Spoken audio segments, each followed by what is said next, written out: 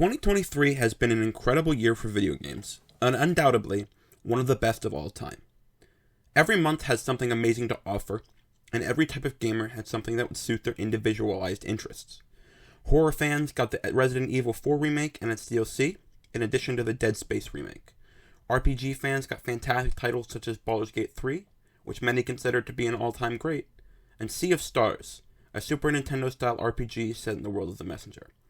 I could go on and on for days about the wonderful releases of this year, but my effort to convince you all that this year was spectacular would fail to convey the sheer amount of quality that came out this year. Today, I would like to discuss my 3 favorite games of 2023. Although there was an abundance of quality this year, 3 games really stuck out to me.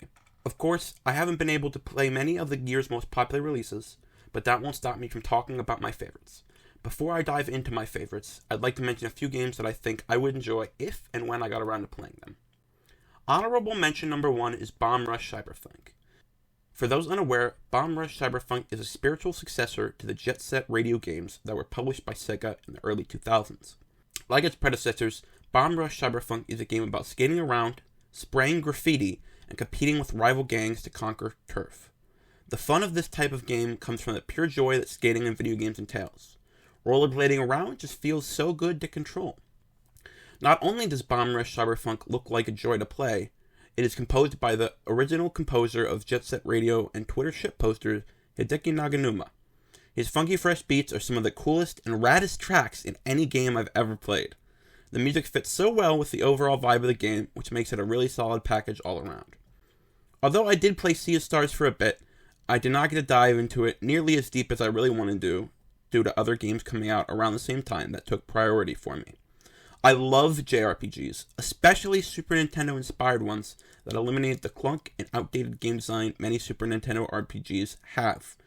The art in this game is beyond gorgeous and looks like a real, breathed-in world. The combat system also have action commands, which I absolutely adore in games. I am definitely going to give this one another go when I get the chance. The highly anticipated new Legend of Zelda game, Tears of the Kingdom, also released this year, as well as Metroid Prime Remastered. I'm not a big Zelda fan, and I personally do not like Metroidvanias, so I didn't play either of these, but I had massive respect for both. Tears of the Kingdom managed to follow up one of the most critically and commercially successful games of all time with another one of the most critically and commercially successful games of all time. From what I've heard, even though Tears of the Kingdom takes place in the same Hyrule as Breath of the Wild, it makes slight tweaks to the mechanics to make the game feel incredibly fresh and fun to play. As for Metroid Prime Remastered, what is there to say that hasn't been said before? Metroid Prime is the prime example of what a Metroidvania should be, pun intended. It takes the exploration of Metroid games that came before and adds a third dimension into the mix. There isn't much more a Metroidvania fan could ask for. The original Metroid Prime had tank controls, which are very outdated, and the new remastered version fixes that as well as improving on many other aspects of the controls. I'd like to end this segment by once again stating that there are many, many games that deserve to be talked about here, but I just don't have the time to discuss. This year was truly filled to the brim with AAA and indie games alike. I truly believe that this may go down as one of the best years in a long, long time, if not in the history of gaming. Without further ado, let's dive into my 3 nominations for Game of the Year for 2023. I love Super Mario World. I find it to be one of the best 2D platformers ever made. Sure, it has its problems, but at the end of the day, it is one of the best and most polished platforming experiences of all time. I'm sure you can connect the dots here. The game I want to talk about for this year is Super Mario Bros. Wonder. Super Mario Bros. Wonder blew me away the first time I saw the trailer. It was abundantly clear that this was not your average Mario game. Wonder is, well, wonderful. Everything in this game defies your expectations. The gimmick this time around is the Wonder Flower, which turns the level on its head. Once you activate the flower, you never know what's going to happen next. The world around you might shift into something completely different. You might have to complete some sort of mini-game style level, or the world will turn into a top-down style. The insanity knows no limits. This helps to make the game and each level feel extra special, innovative, and unique. I don't think the gimmick ever outstayed its welcome, but at the end of the day, the Wonder Flowers were not the best part of the game.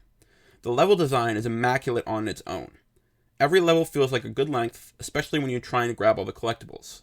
I had to replay many levels many times, which made me appreciate the designs even more. Another notable change to the game are the new power-ups. Firstly, and most prominently, there's the elephant power-up. It sounds very strange on paper, and is just as strange in concept, but it surprisingly works very well. Consuming the power-up will turn you into a Mario elephant hybrid that can suck up water and whack things with his trunk.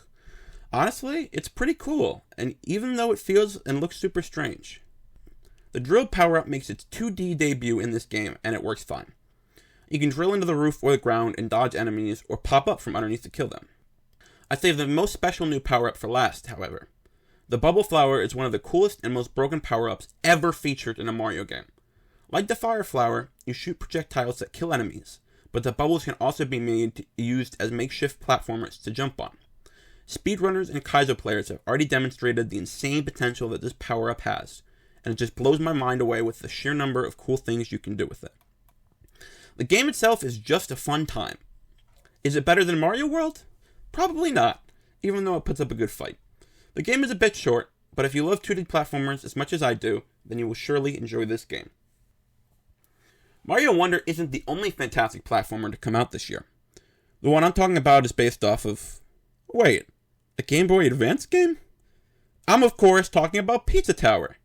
Pizza Tower is a spiritual successor to Wario Land 4, and my god, is this game fantastic. In this indie game, players dash and bash their way through chaotic levels, which simultaneously feature the coolest and ugliest art style I've ever seen in a video game. It's rad! Pizza Tower follows an Italian man named Peppino, who has to platform and fight his way through various stages in order to reclaim his restaurant. This game lives in the absurd, so don't expect much to make sense here. When you first think you have finished a level in Pizza Tower, you realize that your journey has just begun, as you have to complete the level backwards now under a semi-strict time limit. To unlock new levels, you must collect a certain amount of collectibles in each stage in order to move on. I normally don't like this in a game, but I feel like it was more fun and utilized here properly. I was excited to go back and replay levels because they were just so fun. As with many platformers, there is a rank system that grades you based on your time and or the amount of damage you take in a stage. I'm not a rank chaser, and thankfully, too, because getting high ranks in this game is very, very difficult. So much is going on that it is incredibly hard to complete a level with the amount of precision you need.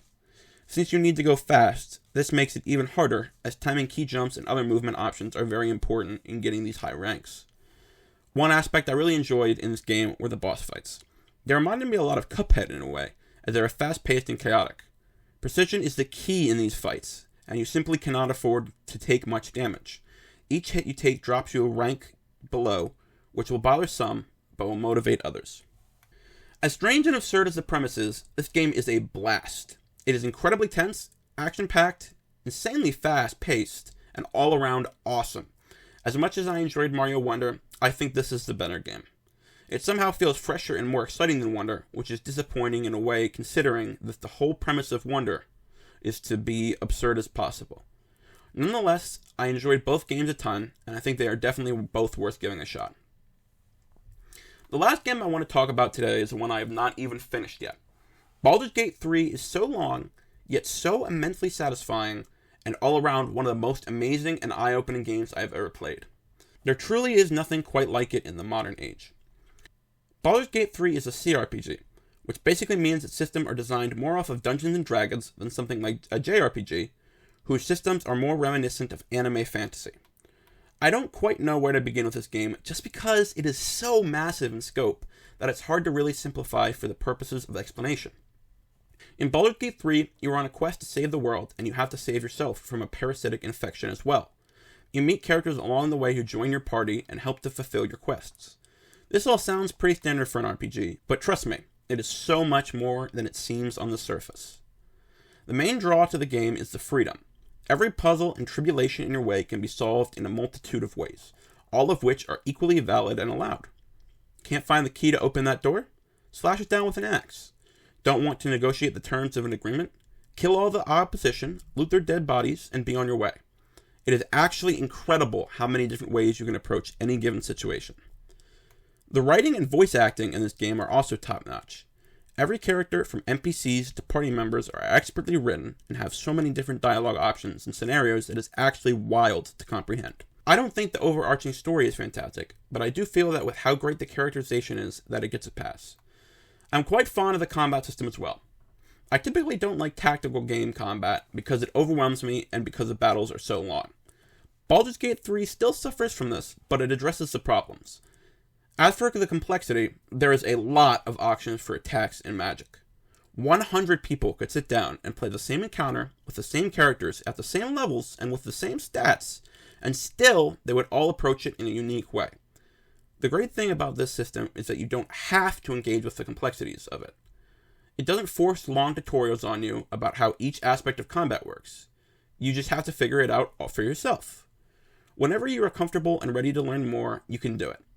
As for the length of combat, encounters vary in length, difficulty, and intensity. In other tactic games, it's a long, drawn-out 40-minute battle of wits and technical knowledge. In Baldur's Gate 3, the potential strategy is so much deeper, and since it isn't forced upon you, it feels like less time is spent planning and memorizing unit stats and abilities. The setting is also fantastic. It's a darker fantasy setting that is quite gritty, and while I generally prefer more colorful fantasy realms, this world feels so real that I quickly fell in love with it. Everything about it just makes sense. All in all, Baldur's Gate 3 is a fantastic game, and it's definitely worth the $60 to $70 price tag. While I do have some problems with the game's length, and even though the game is quite overwhelming, it is splendid in every other way imaginable. Video games have been part of my life for as long as I can remember. I love video games, and this year was nearly perfect for somebody like me. I hope you've gotten something out of this video, and I hope that I've inspired you to check out one or more of these games for yourself. Thank you so much for watching. I primarily make trading card game videos, but I'm considering switching my focus to video games. If that interests you, please let me know by leaving a like and a comment down below.